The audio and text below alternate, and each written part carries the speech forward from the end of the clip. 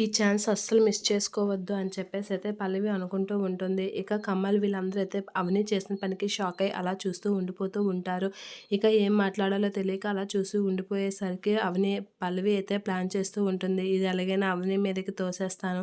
అవనిని భలే ఇరికిస్తాను. ఈ జన్మలో దీన్ని ఇంటి మొఖానికి కూడా గుమ్మానికి కూడా రాకుండా చేస్తాను అని చెప్పేసి అనుకుంటూ ఉంటుంది. ఇక ప్రణతి కూడా చాలా బాధపడుతూ ఉంటుంది. అవని నాన్న మాటలు కాస్తున్నందుకు. భరత్ ఏం చేయలేక అలా చూస్తూ ఉంటాడు.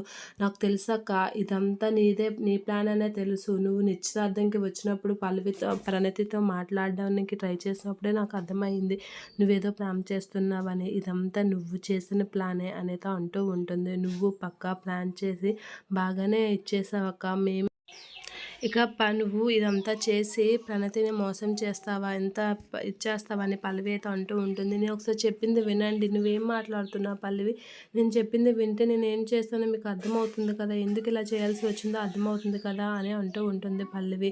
ఏం చేసావు అని అంటే, ఇంకేం చేసావక్క, మా మీద పగ తీర్చుకోవడానికి మంచి ప్లానే వేసాం. నేను తమ్ముడిని ఇప్పుడు ఇంటి అల్లుడిని చేసి ఒక అన్నమ్ముకుని ఇంటి అల్లుడిని చేసావు. ప్రణతిని నీ మాయలో పడేసావు అని అంటూ ఉంటాడు. ఇక అక్షయ్ అయితే షాక్ అవుతూ ఉంటాడు. భానుమతి వీళ్ళందరూ అయితే షాక్ అయ్యి అలా చూస్తూ ఉంటారు.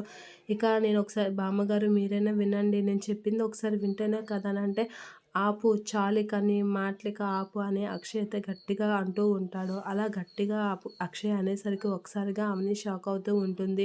వీడు నీ తమ్ముడు కదా అని చెప్పేసి అయితే అంటూ ఉంటాడు. వీడు నీ తమ్ముడయ్యి నువ్వు ఆ ప్రణతితో పెళ్లి చేస్తున్న విషయం నీకు తెలియదు, నేను చెప్పింది వినమంటే మళ్ళీ ఏం కట్టుకథ చెప్తావు అని చెప్పేసి అయితే అంటూ ఉంటాడు. అలా అనేసరికి అది కాదండి, ఇది ఇలా ఎందుకు జరిగిందో చెప్తాను అని అనేసరికి ఏం చెప్తావు అని చెప్పేసి అయితే అంటూ ఉంటుంది. అలా అనేసరికి అవని అయితే షాక్ అవుతూ ఉంటుంది.